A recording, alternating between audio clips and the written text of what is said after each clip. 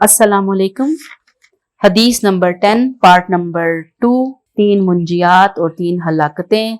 हमने 3 मुंजियात में से 2 पार्ट 1 में देख ली, अल्लाह का तकवा और वल कौलु बिल हक। आज हम तीसरी मुंजियात की बात करेंगे, अल क़स्दु फिल गिना वल फ़क़र। नबी करीम सल्लल्लाहु अलैहि वसल्लम ने बताया कि खुशहाली है या मुफलसी, दोनों में एतदाल की राह इख्तियार करना। एक और हदीस है इस मामले में नबी करीम सल्लल्लाहु अलैहि वसल्लम की कि मा आला मन इक़्तसदा, यानी मईशत में एतदाल की राह इख्तियार करने वाला कभी तंग दस्त नहीं होता। एतदाल मियाना रवी इख्तियार करने वाला, ये एतदाल की राह निजात देने वाली सिफत है। अब सूरह फुरकान में अल्लाह ताला ने अपने बंदों इबादुर रहमान, अल्लाह के रहमान के बंदों की बहुत सी खूबियां बयान की हैं। बड़ी प्यारी वो आयात है, वहां पे जाके आप देखिएगा कि अल्लाह के बंदे खर्च करने के मामले में ना फजूल खर्ची करते हैं ना बुखल, बल्कि तवाजुन और एतदाल की राह पर चलते हैं। यानी अल्लाह के बंदे कैसे होते हैं, ना फजूल खर्च ना बखील, बल्कि तवाजुन की राह पर चलते हैं। गुर्बत आ जाए, मुफलसी आ जाए, सब्र और कफायत से काम लेते हैं।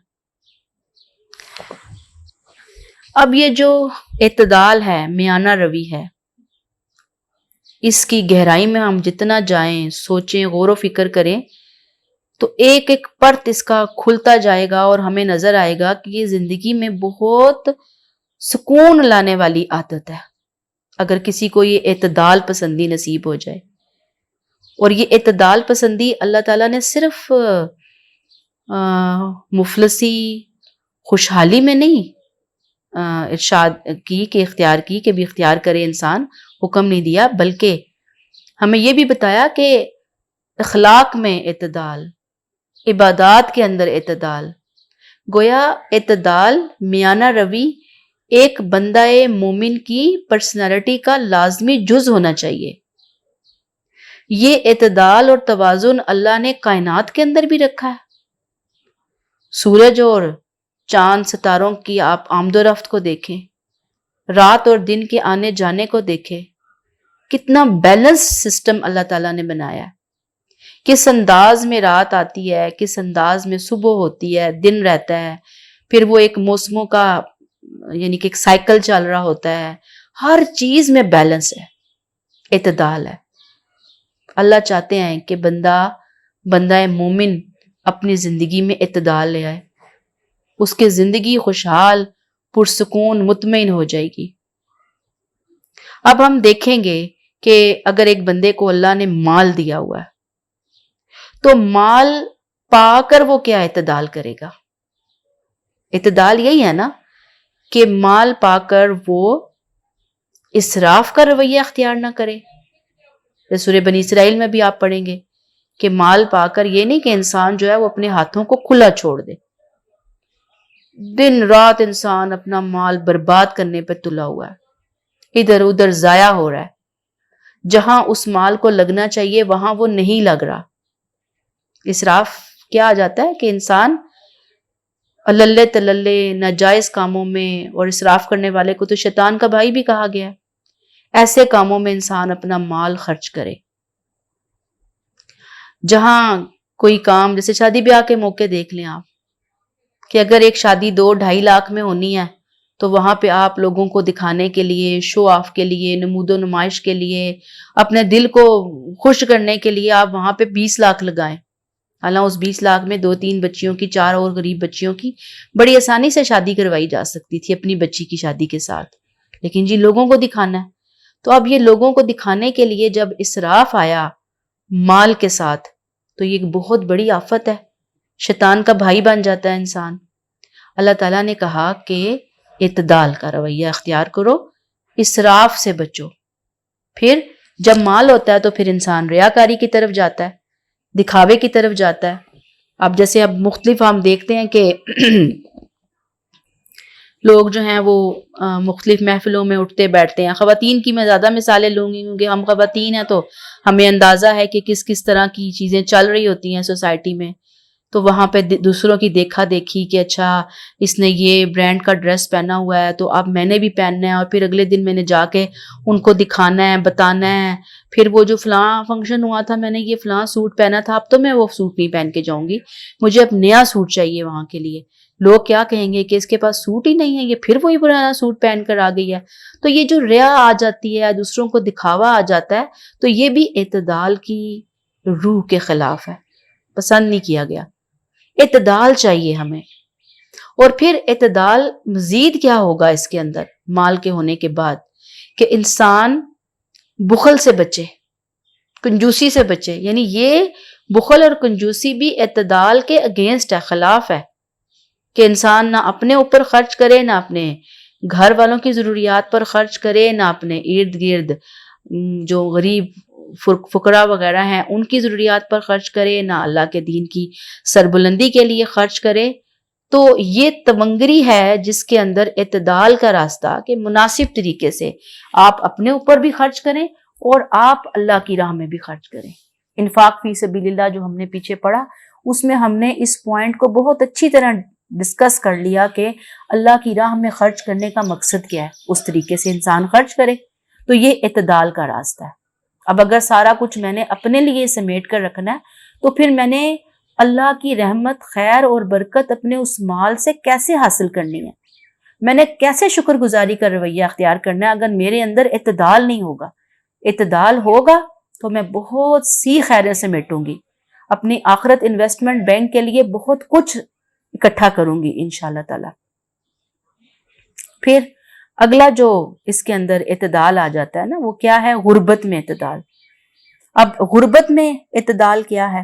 ظاہری بات ہے کہ ایک تو اس میں یہ ہوگا کہ آپ کے پاس ہے ہی نہیں کچھ خرچ کرنے کے لیے, آپ ادھر ادھر سے مانگ تانگ کے قرضے پکڑ کے خرچ کر رہے ہیں. مثلاً آپ دیکھیں گے کوئی ایسا کوئی عید کا ایونٹ آ گیا ہے, شادی بیاہ ہے, ایک تو ہوتا ہے نا کہ بہت ضرورت ہے جی, ایک ایک جوڑا بنانا ہے, دو دو جوڑے ضرورت پڑ گئے ہیں, وہ شادی ایسی ہے. اب وہاں پہ آپ ایک مناسب رینج کے کپڑے خرید سکتے ہیں, مناسب رینج کی جوتی خرید سکتے ہیں, لیکن صرف اس لیے کہ اب ہم لوگوں کو, خاندان کو, برادری کو کیا منہ دکھائیں گے, ہماری تو ناک کٹ جائے گی, لہٰذا وہاں پہ خوب قرضے اٹھا کر بینک سے لون لیا جاتا ہے, لوگوں سے لون لیا جاتا ہے. پھر انسان اس قرضوں کے چکر سے ہی باہر نہیں نکل پاتا, صرف لوگوں کو, برادری کو دکھانے کے لیے. تو وہ ایک غربت کے اندر اعتدال کی حد سے باہر نکلنا ہے. یعنی کہ یہ بھی منع ہے کہ آپ اس چیز کو اپنی زندگی سے نکالیں. ٹھیک ہے, لوگ کیا کہیں گے, ایک دفعہ بولیں گے, دو دفعہ بولیں گے, پھر بھول جائیں گے. اگر آپ نے ایک پارٹی میں 4 دفعہ وہ سوٹ پہن لیا, چار مختلف پارٹیوں میں ایک ہی سوٹ پہن لیا, کوئی بات نہیں. اپنے حالات دیکھیں, اپنی چادر دیکھ کر پاؤں پھیلانا سیکھنا ہے. لوگوں نے کیا ہمیں دے دینا, لوگ آ کر ہمارے قرضے تو نہیں اتاریں گے نا. اب ہمارے یہاں بھی بچے جو ہیں پیرنٹس کو تنگ کر رہے ہوتے ہیں کہ جی کیا ہو گیا, بچے پیرنٹس بعض دفعہ اتنے پریشان ہوتے ہیں. اکثر آپ دیکھیں گے عید تہوار اور خوشی کے جو موقع ہوتے ہیں, اخباروں میں خبریں آ رہی ہوتی ہیں کہ فلاں بندہ جو ہے نا اس نے خودکشی کر لی, اس کے بچوں کے لیے عید کے کپڑے نہیں تھے, فلاں جو ہے وہ اپنے اور اپنے بچوں کو لے کر نہر میں کود گئی اور اس نے ٹرین کے آگے آ گئی. اور وہ کیوں سب کے پیچھے کیا سائیکی ہے, لوگوں کو کیا منہ دکھائیں, لوگوں کو کیسے فیس کریں. لوگ کچھ بھی نہیں کہتے. ایک تو اللہ تعالیٰ نے آزمائش میں ڈالا ہے غربت کی, اوپر سے اس طرح کی حرکتیں کر کر کے ہم اپنی آزمائش کو اپنے لیے اور تکلیف دہ بنا لیتے ہیں. تو عقل مندی کیا ہے کہ انسان خرچ میں میانہ روی اختیار کرے اور اللہ تعالیٰ کو راضی کرنے کی کوشش کرے, اعتدال کی راہ اختیار کرے, اپنے گھر والوں کی, اپنے نفس کی جتنی جائز ضروریات ہیں اس پہ مال خرچ کرے, ضرور کرے, اور پھر اپنے ارد گرد لوگوں کو بھی دے. نہ کنجوسی ہو, نہ ہی اسراف ہو, نہ ریاکاری ہو, نہ تکبر ہو. یہ اسلام کا ایک سنہری اصول ہے. آپ صلی اللہ علیہ وسلم نے فرمایا خیر الامور اوسطھا, کہ معاملات میں درمیانہ روی اختیار کرنا بہترین راہ ہے. آپ صلی اللہ علیہ وسلم نے اس اعتدال کی راہ کو عادی معیشت اور روزی بھی کہا ہے. اور پھر دیکھیں گے آپ کہ یہی اعتدال آپ کو دین کے اندر نظر آتا ہے کہ اعتدال کے ساتھ عبادت کیجئے, یہ نہیں کہ اپنے نفس کو مصیبت میں ڈال دیا۔ وہ آپ صلی اللہ علیہ وسلم کے بارے میں کچھ صحابہ نے آپ عائشہ سے پوچھا تھا نا کہ آپ کی روٹین بتائیں، تو جب انہوں نے بتائی تو انہوں نے کہا کہ وہ تو اللہ کے نبی ہیں۔ ایک نے کہا میں اب ہمیشہ روزہ رکھوں گا، کبھی روزے کے بغیر نہیں رہوں گا۔ ایک نے کہا کہ میں تو شادی نہیں کروں گا، بیوی سے تعلق ہی نہیں قائم کروں گا۔ ایک نے کہا کہ میں تو رات کو سوؤں گا نہیں۔ تو جب آپ صلی اللہ علیہ وسلم نے سنا تو آپ کو بہت غصہ آیا، اور آپ نے کیا فرمایا کہ میں روزہ بھی رکھتا ہوں اور روزے کے بغیر بھی رہتا ہوں، میں نے شادی بھی کی ہے، اور میں رات کو سوتا بھی ہوں اور جاگتا بھی ہوں، تو جو میری سنت سے اعراض کرے اس کا مجھ سے کوئی تعلق نہیں۔ تو اعتدال، میانہ روی بہت پسندیدہ رویہ ہے۔ کھانا ہے، کھانے کو اعتدال میں کھائیے، بہت کم کھائیں گے صحت نہیں ہوگی اچھی، صحت نہیں ہوگی، نہ دین کے رہیں گے نہ دنیا کے رہیں گے۔ اگر کھانا زیادہ کھا رہے ہیں اتنا موٹاپا آ جائے گا، 100 طرح کی بیماریاں چمٹ جائیں گی، انسان ایکٹیو نہیں رہے گا، اپنی ذمہ داریاں بہت اچھے طریقے سے نبھا نہیں سکے گا۔ پھر گفتگو ہے، بولنا چالنا ہے، اٹھنا، ایک ایک مثال لیتے جائیں اعتدال کی، ختم ہی نہیں ہوتی۔ تو اللہ توفیق عطا فرمائے کہ ہم اعتدال اختیار کرنے والے بنیں۔ اب اگلی 3 باتیں ہیں مہلکات، ہلاک کرنے والی باتیں۔ اتباع ہوا مہلکات میں جو پہلی مہلک اور تباہ کرنے والی بات ہے وہ کیا ہے؟ اپنی خواہشات نفس کی پیروی۔ اتباع ہوا، ہوا خواہشات کو بولتے ہیں، اتباع اس کو فالو کرنا، پیچھے چلنا۔ شہوات، شہوات ہوتی ہے نا گندی خواہشات، غلط خواہشات، ناجائز خواہشات، یا حد سے بڑی ہوئی خواہشات، اعتدال سے ہٹی ہوئی خواہشات، وہ بھی پھر ناجائز کے زمرے میں آ جاتی ہیں۔ اور پھر انسان کے اندر بہت سے اللہ تعالیٰ نے جذبات رکھے ہیں، جیسے بھوک، پیاس، رونا، ہنسنا، بولنا، یہ مختلف چیزیں ہیں نا۔ ایسے ہی غلط قسم کی دایات، غلط قسم کی چیزیں بھی انسان کے دل کے اندر، نفس کے اندر رکھی ہوئی ہیں۔ تو جو اللہ کا بندہ ہوتا ہے نا، وہ اپنی کوئی بھی خواہش پوری کرنے سے پہلے، اپنی کسی بھی دل کی بات کو فالو کرنے سے پہلے وہ دیکھتا ضرور ہے کہ یہ اللہ کی پسند کے مطابق ہے یا نہیں ہے، اللہ کے رسول صلی اللہ علیہ وسلم کی سنت کے مطابق ہے یا نہیں ہے۔ اگر ہوتی ہے تو اختیار کرتا ہے، نہیں ہوتی تو وہ چھوڑ دیتا ہے۔ جو نفس کا بندہ ہوتا ہے نا، یاد رکھیے، نفس کا غلام، اسے اس بات کی کوئی پرواہ نہیں ہوتی کہ یہ حلال ہے یا حرام ہے، اللہ راضی ہوتے ہیں یا ناراض ہوتے ہیں۔ وہ انتہائی لاپرواہ، بے فکرہ، غافل انسان ہوتا ہے، حلال و حرام کی پرواہ کیے بغیر ہر کھڈ میں گرتا ہے، ہر جگہ ہاتھ مارتا ہے، ہر طرح کے اخلاقی قاعدے توڑتا ہے، روحانی ضابطے توڑتا ہے۔ اسے نہ اللہ کی نافرمانی کی کوئی پرواہ ہوتی ہے، نہ ہی اللہ کے رسول صلی اللہ علیہ وسلم کی اطاعت کی کوئی فکر ہوتی ہے۔ خواہشات کا غلام، خواہشات کے پیچھے پڑنا۔ قرآن میں اللہ تعالیٰ نے خواہشات کے پیچھے چلنے والوں کو جانور قرار دیا ہے۔ آپ کی بک میں ہے اولئک کالانعام بل ہم اضل، یہ لوگ چوپایوں کی طرح ہیں بلکہ ان سے بھی زیادہ بھٹکے ہوئے ہیں۔ استغفر اللہ۔ کون لوگ چوپائے ہیں؟ جانور ہیں جو اپنی خواہشات کو اپنا معبود بنا کر اس کے پیچھے چلتے ہیں۔ قرآن میں آتا ہے، آپ کی بک میں ہے یہ، اَرَأَیْتَ الَّذِی مَنِ اتَّخَذَ إِلَٰهَهُ هَوَاهُ، کیا آپ نے اس شخص کو نہیں دیکھا کہ جس نے اپنی خواہشات کو اپنا الہ بنا لیا؟ اب اَرَأَیْتَ مَنِ اتَّخَذَ ہے، الَّذِی نہیں ہے یہاں پر۔ اصل میں جب میں مختلف آیات کوٹ کرتی ہوں تو بعض دفعہ ایک ہی پیٹرن کی قرآن میں 2، 3، 4 آیتیں بھی ہوتی ہیں۔ تو اب آپ کی جو بک میں ہے وہ میں اس کو دیکھتی ہوں، اَرَأَیْتَ مَنِ اتَّخَذَ إِلَٰهَهُ هَوَاهُ، کہ کیا آپ نے اس شخص کو دیکھا جس نے اپنی خواہشات کو اپنا الہ بنا لیا؟ الہ کون ہوتا ہے؟ رب کون ہوتا ہے؟ جس کی بات مانی جاتی ہے، جس کی ناراضگی اور راضی ہونے کا احساس کیا جاتا ہے، پرواہ کی جاتی ہے، تو وہ تو صرف اللہ تعالیٰ ہے نا۔ اب اگر کوئی اپنی خواہشات کو بیچ میں لے کر آیا، اب خواہشات کیا ہیں؟ کہ میرا دل یہ کہتا ہے، میری خواہش یہ ہے، میری مرضی یہ ہے۔ دیکھیں، جائز خواہشات کو پورا کرنے میں کوئی روک ٹوک نہیں ہے، کوئی منع نہیں کرتا، ضرور پورا کیجئے۔ اور جیسے اب میرا دل چاہتا ہے کہ میں کوئی اچھی سی ڈش بناؤں اور کھاؤں، ضرور بنائیں، کوئی منع نہیں ہے۔ میرا دل کرتا ہے کہ میں اچھا خوبصورت سا ڈریس سلواؤں، بڑا خوبصورت سا لیٹسٹ ڈیزائن کا سٹائلش سا ڈریس سلواؤں اور میں پہنوں، کوئی حرج نہیں ہے، ضرور پہنیے، ضرور کھائیے، ضرور اٹھیے، ضرور بیٹھیے، ضرور معاملہ کیجئے، سارے معاملات کرنے ہیں۔ لیکن جو بھی معاملہ کرنا ہے نا خواہشات کو فالو کرنے میں، اس میں جس چیز کا خیال رکھنا ہے وہ کیا ہے کہ خواہشات کے پیچھے چلتے چلتے ایسا نہ ہو کہ میں اپنے رب کو ناراض کر دوں۔ مثلا اب کھانا کھانے کا دل ہے میرا تو میں بنا رہی ہوں ایک ڈش، لیکن اب یہ نہیں کہ ایک کھانا بنا کے میں فارغ ہوں تو پھر دوسرا، پھر تیسرا، پھر چوتھا، پھر پانچواں، پھر اگلا دن، پھر اگلا دن، پھر میں اپنی پوری لائف، پورا زندگی بس میں کھانے ہی بنا رہی ہوں اور کھا رہی ہوں، مجھے اور کوئی پرواہ ہی نہیں ہے کہ میں نے اللہ کا حق اور بندوں کے حقوق بھی پورے کرنے ہیں۔ یہ کیا ہوگی؟ خواہشات نفس کی ناجائز پیروی ہو گئی۔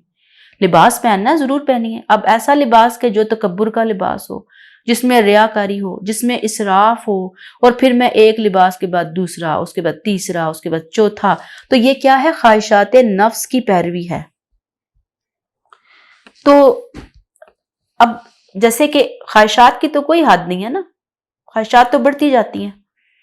اب میرا دل چاہتا ہے کہ میں کوئی پارٹی ارینج کروں، ضرور کریں۔ اب یہ اس کا مطلب تو نہیں ہے کہ اب پارٹیوں پہ پارٹیاں ہو رہی ہیں، نمازیں جا رہی ہیں، اللہ کی راہ میں جو آپ نے تھوڑا بہت مال خرچ کرنا تھا، بندوں کو دینا تھا، وہ سارا پارٹیوں کی نظر ہو رہا ہے۔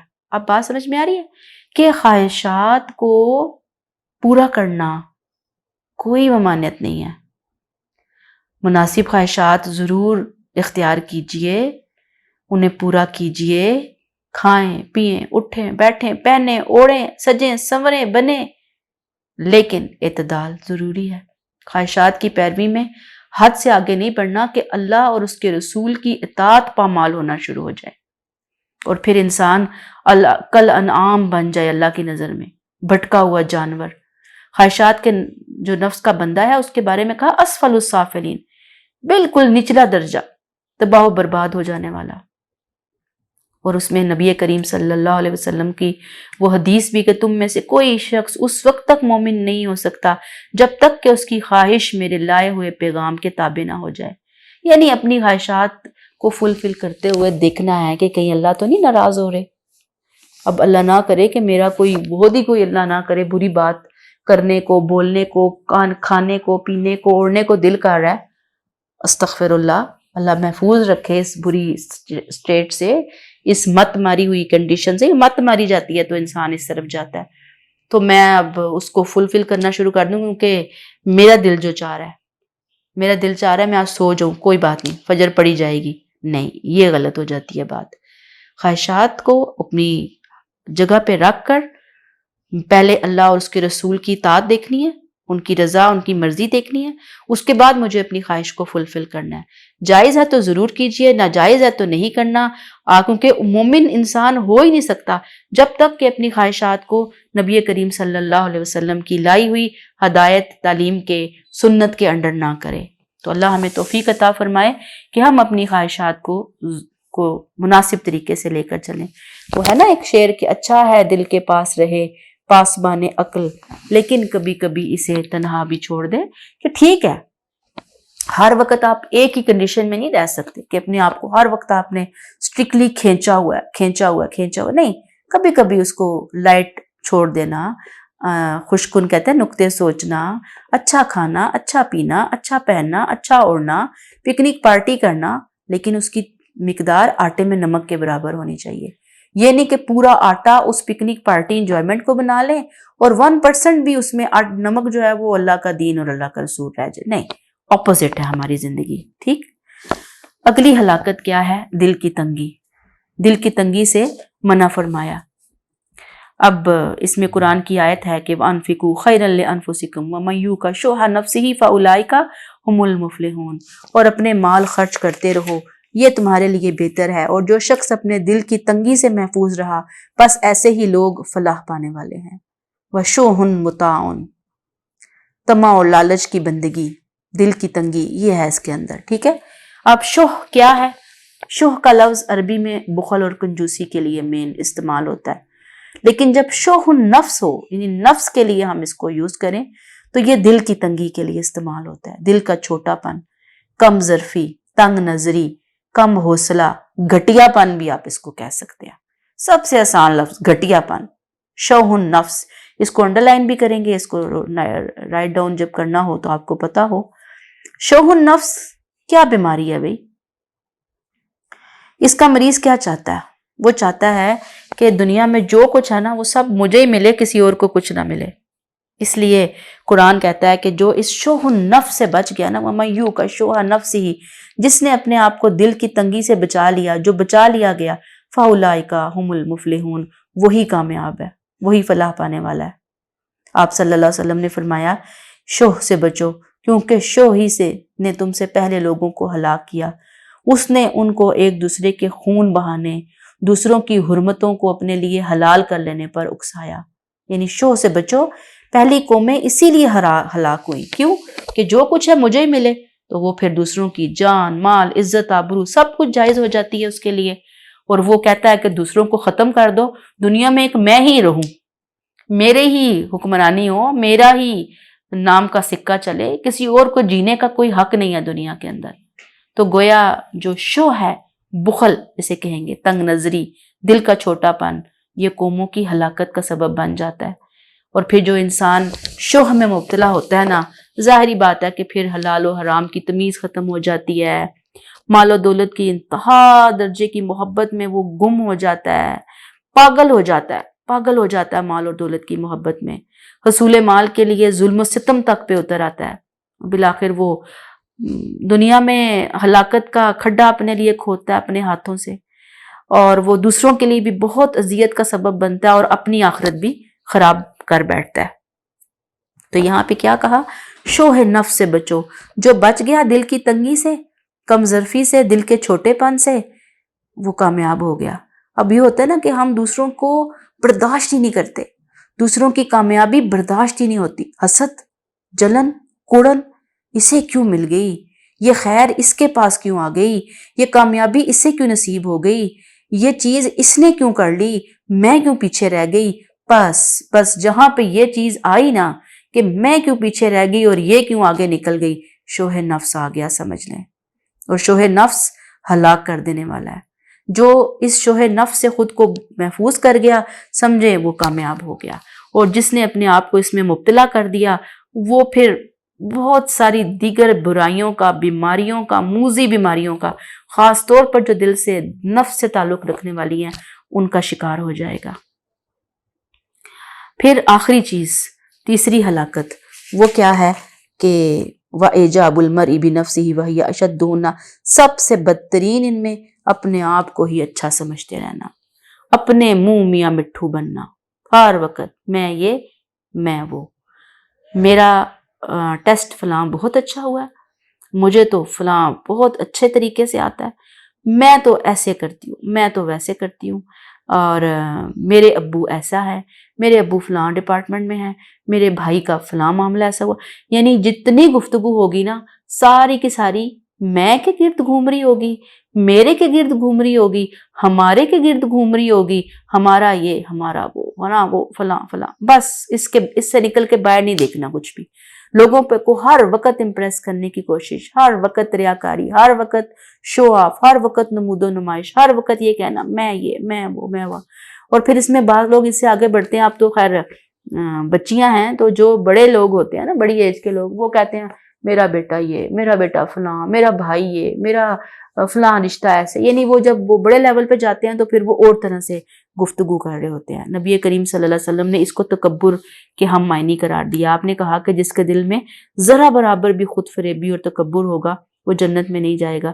تو ایک آدمی نے آپ سے پوچھا کہ آدمی تو چاہتا ہے کہ اس کے کپڑے اچھے ہوں، جوتا اچھا ہو، تو کیا یہ بھی تکبر ہے؟ آپ نے فرمایا کہ نہیں، اللہ خود صاحب جمال ہے، جمال کو پسند کرتا ہے۔ تکبر کیا ہے؟